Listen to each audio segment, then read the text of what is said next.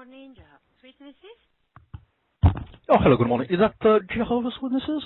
Yes, it is. Yes, hello. Can I speak to, possibly to an elder, please? Okay, is it regarding congregation matter or? Yeah, I'm a Jehovah's Witness. Just have a couple of questions, basically, that I can't find the answer to, so just hoping an Okay, elder could advise me, please.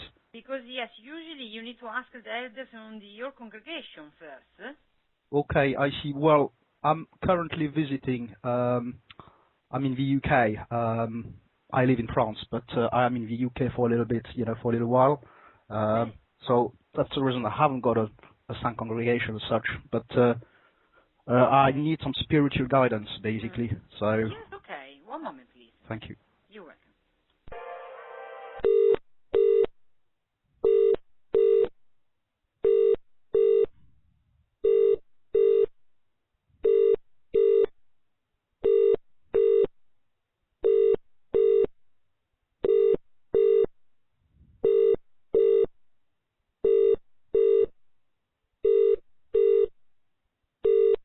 Hello.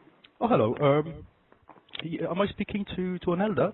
Yes, sorry, Yes, it's hello. David there. This is David. I'm actually residing in the UK for a short while. I'm actually Jehovah's Witness from France. Okay. So my parents are actually based in Okay, France. very good. I'm just in the UK for a short while, and I've got some interrogation basically as to regard uh, I don't know how to put this to you, but for a long time I've been following what the organizations say. Pardon my language, but it's not my native tongue. But No, I that's have been okay. reading, and following for many years what is being taught in the publications via the governing body, I believe. Yeah, Yes. that's right. And so, yes, so basically I've got a few interrogations. There's a couple of points. That call may not be necessarily the best way to do it, because it could be for hours and I haven't got much time. But Okay. basically, yeah. There's two main things I want to clarify. Is I've been reading some publications, some older publications, and it's with reference to the 1919, 1914, 1919 period, when Jesus would return and make his inspection, and to see, obviously, if the quality of the food was good and was given at the proper time. So in this regard, I was trying to understand where we are now with this particular date, and whether the food was of good quality. And I've read a book which I don't know if you've read it, called The Finished Mystery, and I didn't understand, basically. I've got some doubts as to what the governing body is telling us, and what effectively happened at the time.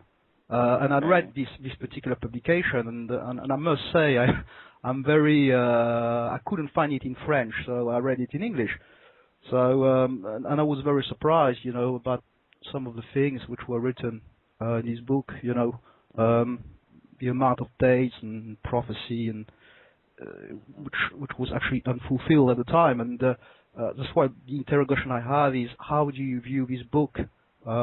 Is it still good spiritual food in your view, or is it old light? Is it Well, I think really the key is keeping up with what is up to date. Yeah. So if you're going to study something today, look for the most up-to-date material. So you can look on the online library, or you can use the Watchtower library, or any other publications. But it's best to look for the up-to-date information, because we know the light is getting brighter. So as time has gone on, the light has got brighter. We have the July Watchtower from last year, for instance. You may want to read that which sheds more light on what you're speaking about now. Looking back, I mean, of course, not everything was spot on in those days because things were getting lighter. Right.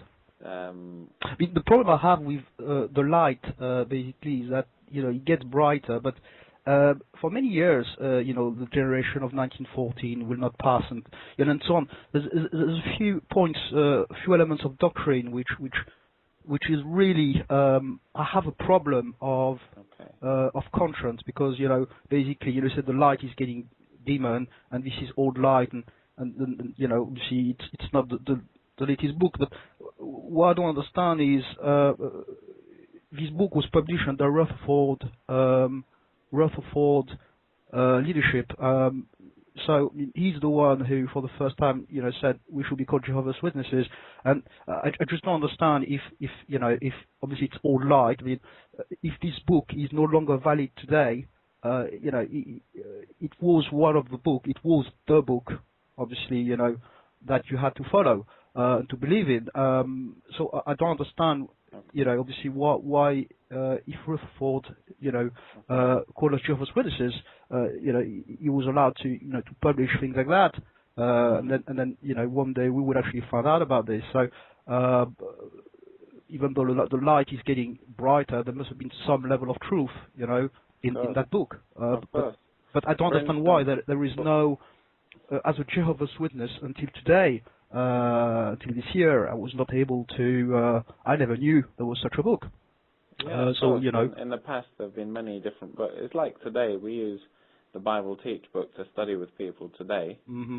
In the past, it was the Truth book, the Live Forever book, the Knowledge book. Well, I've actually studied all those books, the blue books and so on, so, Okay. So at the time, they were what were needed to help people.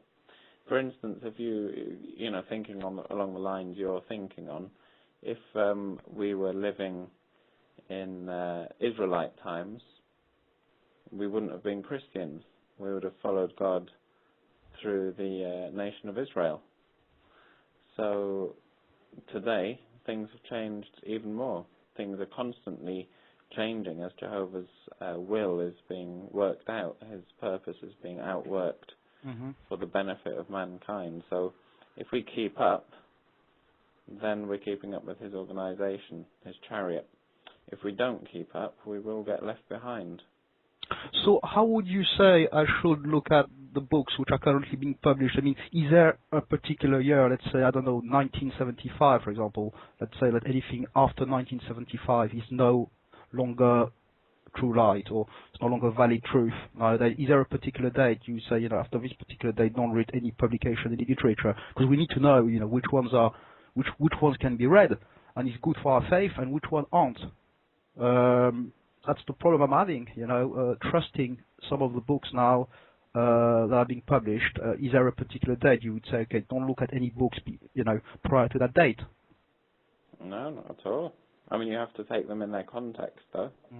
You can't take a book from 100 years ago as current or new light, can you? So you have to really consider the context. But what I would say is, which congregation are you attending at the moment? Well, the one I depend from is a congregation in Dijon, in France. But because I'm having all those doubts, although I'm a Jehovah's Witness, I am becoming a bit how would you call this? Inactive, or I'm cooling off. I'm basically cooling off, you see. And I've got some friends as well who are Jehovah's Witnesses, and some of them are raising doubts. They're not happy about a certain amount of rules in the organization. They want to stay because they think it's the truth, but then as I said, they got doubts, and they're also scared to lose their family. And they're telling me what we should do, and I've got some people who are already, making arrangements to make friends right now outside the organization, so that when they come out, they're not left, in a situation where they will be shunned by the family, and in this regard, I don't, I'm trying to understand why are these people who've been Jehovah's Witnesses for 20, 30 years, they're just saying, my family will lose me because the organization said in a publication, you must not even send an email. Any contacts you should have should be kept at a minimum for, extreme circumstances, special circumstances, like funerals or property will or whatever. And I said to myself, that can't be true. So I checked it out in the publication, and it's in black and white. And I saw your convention, 2012, where one of the governing body is basically saying, you have to stay loyal to Jehovah, to obviously to the organization, and I just think it's a bit cruel. I mean, Jehovah's Witnesses who wants to leave but are scared to leave because of that policy. Things are online now. Whether you want to call it apostate or whatever, you could use your own judgment. But there are some observation of things I've observed this year, and I'm really having a hard time right now to see organizations. I don't know if you can clarify maybe the I can tell. part, I can tell by the way you're speaking you're having a hard time. But at the same time, I think you have to agree you're probably mixing with people who are influencing you. So you have to think about that. Well, no, I'm talking about things that talking about Jehovah's Witnesses. Existing Jehovah's Witnesses. I mean, they're the only ones who know. They would not be bad influence because they are all of the organization. Are they really following the organization? You're speaking to me about those who are wanting to leave because they're unhappy about some of the rules. I can tell you from experience, but also from many of the things that we deal with, many who look for excuses or they look for, or that they're unhappy about certain rules, will often then look for an excuse not to follow the organization any longer. And this is dangerous thinking, because as soon as we start finding things we're not happy with, then we will start looking for excuses not to have to abide by those principles or those laws. Like you just spoke about family members who maybe are disfellowshipped or are apostate. Yep. I have all of that in my family, and there are others who have the same. Now, the purpose of it, if you think about the purpose of it rather than how unfair it might seem, it's to keep the organization clean. Because otherwise we would have people in every congregation trying to mislead others.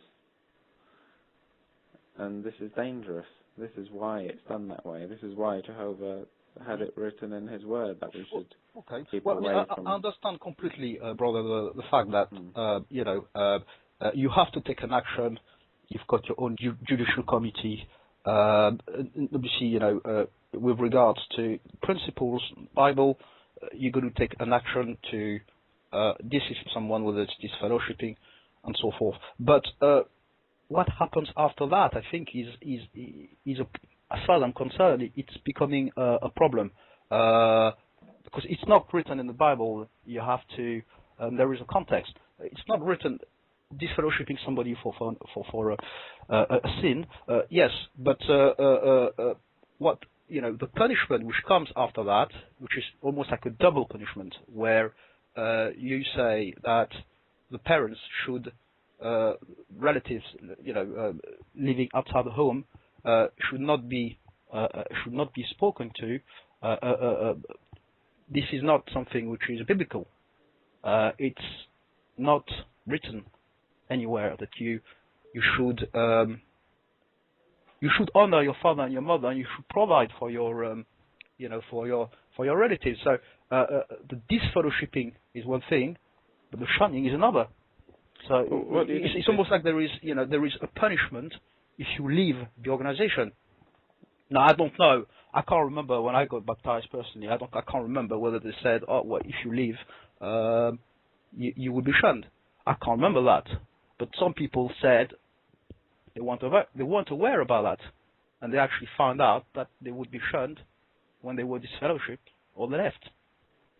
So that's what I'm trying to understand, basically. Where is it written that you have to shun your relatives. Even though you're not speaking spiritual matters, where is it written that you should not even socialize with these people? To keep the congregation intact, as you said, is one thing, but to touch the family is another.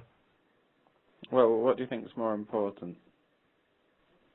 Well, I don't know if it's for you or for me to answer. Only God is the one who judges. But So what do you think he thinks is more important? I'm not him. I don't know how he thinks. Well, if you read the Bible, you'll realize that in the Bible he clearly makes a point that spiritual matters are the most important matters. Yes, but he doesn't say that you have to reject your family. It's written nowhere. Okay. I couldn't see. I've studied the Bible for 20 years. I can't see anywhere in the Bible where it's written. Okay. And even the verse that you use are within the context. Talking about obviously removing someone from the congregation, but not talking about shunning your relatives. Jesus did not say that. Okay. Well, look, what I was going to say to you earlier is, I don't know if you're going to any meetings here in England, but I'd recommend that's what you do, and try and speak to the elders in the congregation where you are, because it'll be easier for them to sit down with you and go through some of these points. It's really the best way to go about it. Obviously, over the phone, we're limited as to what we can do, but they can sit down with you with the Bible and go through any issues that you have. But you are an elder, so they will not give me a different light than you. The information you're giving me is valid. So if I speak to another elder, I can't see why he would give you a different answer. No, of course not. Right? But what I'm saying is the process is that you speak to the elders in your local area. We don't deal all the time with people one-on-one individually. We try and look after the work overall in the country. So our time is generally spent doing that kind of thing. We're happy to help where we can, but our job here really isn't to help individuals specifically while we're at work. Right. That would really be for the elders in your area, in your congregation in France, or here if you can go to one locally to deal with those kind of issues. Well, like I said, I've actually cooled off, so I don't go to many meetings, so I just wanted to have some advice, and, some light, if you prefer. So I said I'm going to call. This is Bethel, or this is the central branch for the UK. I take it, isn't it? Yeah, this is the branch. Yeah. Okay, so obviously I'm not in the congregation. That's why I spoke to you. And when you preach from door to door, it is a one-to-one message, isn't it? One-to-one, which is part of the work we do. So that's why I said to myself, if you have a flock, a sheep which is misled, then you have to help that person. Yeah, even if that person is not even if that person is a Jehovah's Witness and may not necessarily need as much help as somebody who isn't. Yeah. You see. So yes, but I still want to know, obviously, if you are going to carry on saying the publication, you are going to carry on to say, you should not even send an email to your relatives, because I just think it's cruel. It's not a human practice. You can stay loyal to Jehovah and stay loyal to your family without speaking about spiritual matters, because you don't have the same faith. So, but you haven't obviously answered that question. Maybe because you're not able to, or because you haven't got the answer yourself. You just follow what the organizations say. So in that regard, I'm quite disappointed, because I thought you would be able to reassure me and saying, that's not true, but obviously it's true. Shunning is part of the punishment that you will. Well, I think we already discussed, didn't we, that the principle of what we're protecting. We're protecting the congregation. Jehovah views the congregation as far more important than our family Right. relation. What about, you just go all the way to the beginning. You look at Cain and Abel. Okay? So Cain, what was his problem? Did he respect Jehovah enough?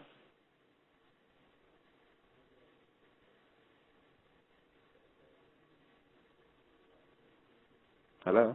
Yes, I'm listening. Yep. Yeah, so I was asking you a question. Do you think Cain respected Jehovah? Well, we know the answer to this.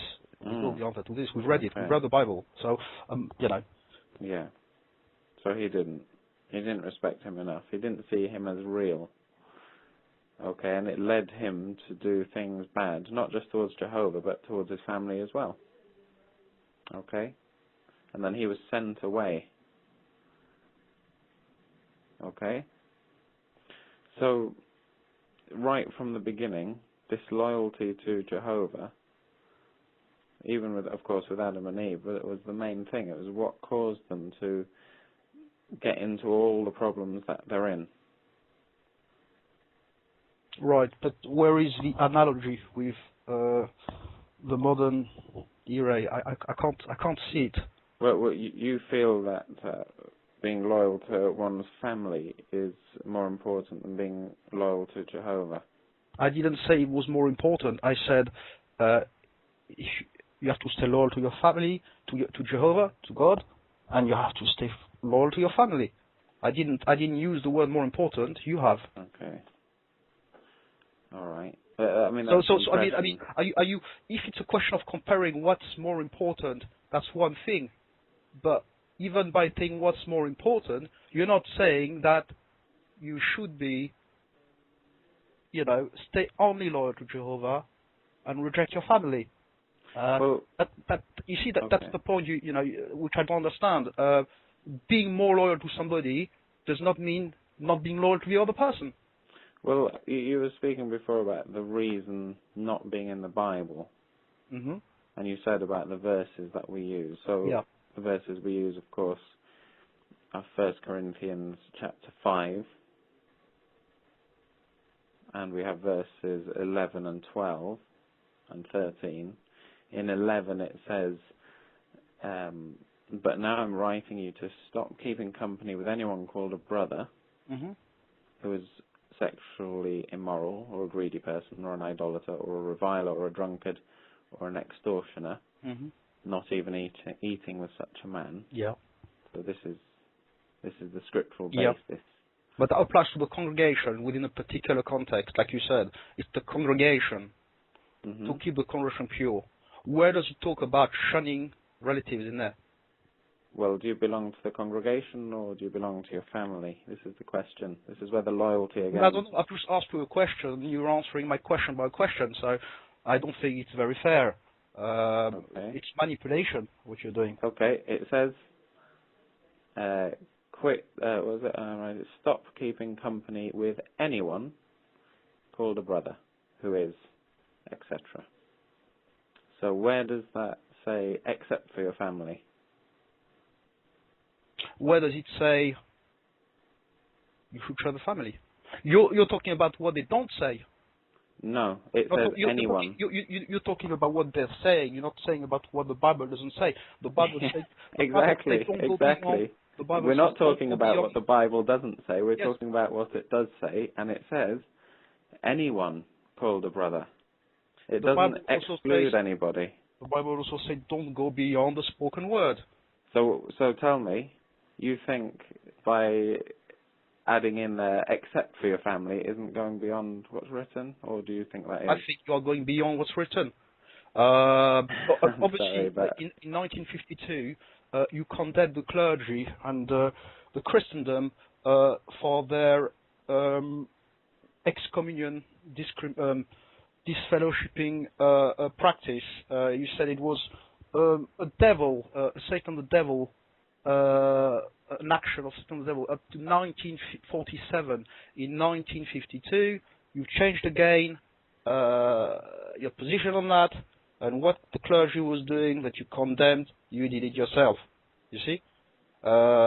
Historically, if you look at 1947, 1952, 1961, 1963, right all the way up to 2013.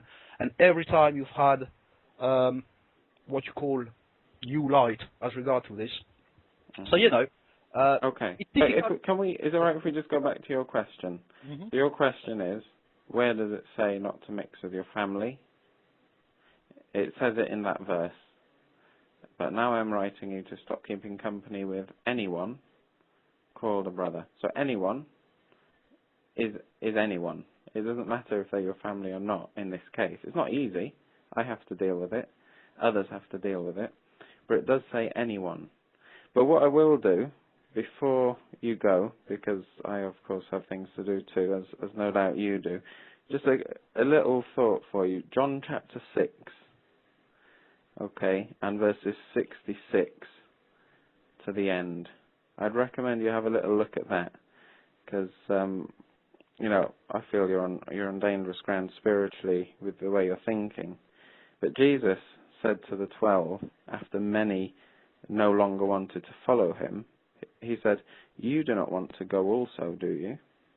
And Simon Peter answered him, "Lord, whom shall we go away to? You have sayings of everlasting life." So it's probably worth you thinking, where are you going to go to find truth if you don't trust the organization? Okay, well, and now I'm afraid I'm going to have to end the conversation. Yeah, I do have to, and I appreciate you know you'd like more answers, but as mentioned before, if you could speak to your elders, find some elders nearby. I don't think it's going to be necessary, because I'm not going to get a different answer to obviously the ones you try to give me there. Yeah. Which, you know, obviously I understand you are following the organization. Well, I'm actually following what it says in the Bible. It says anyone. So if you can't accept maybe what the scripture says there about anyone, then you might want to go away and research it a bit further. I have Okay. researched it, but I can tell you that it's not possible that Jehovah's Witnesses would be not only interpreting rightly this passage, and even if they did, anyone would be applied to the context of a congregation.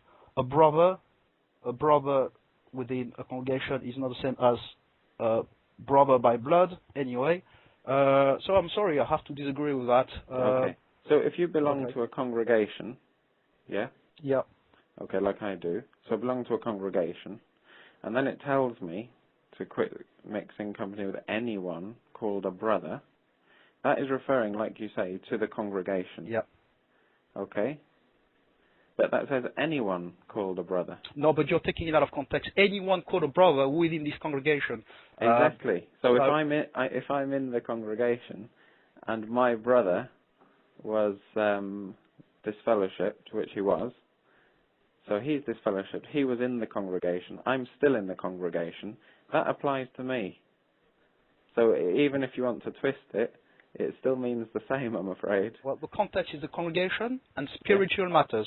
We're not talking about family in there. So, like I said, we should not go beyond the spoken word, and I'm going to leave it at that. Okay. But all right. I wish you all the best, and I hope that you are not, you know, like the Bible is saying, you are not part of those, you know, false prophets who announce hate and all that, because you know, the organization will be judged and will have to stand in front of Jehovah. Of course. Okay, so he said, I wish you all the best. Thank you. And just remember that little bit in John 6, just at the end, the last 5-6 verses. If you have a little look at that, just think about it, if that's okay. I've read it. Okay. Thank you very much. Thank you. Bye. Bye.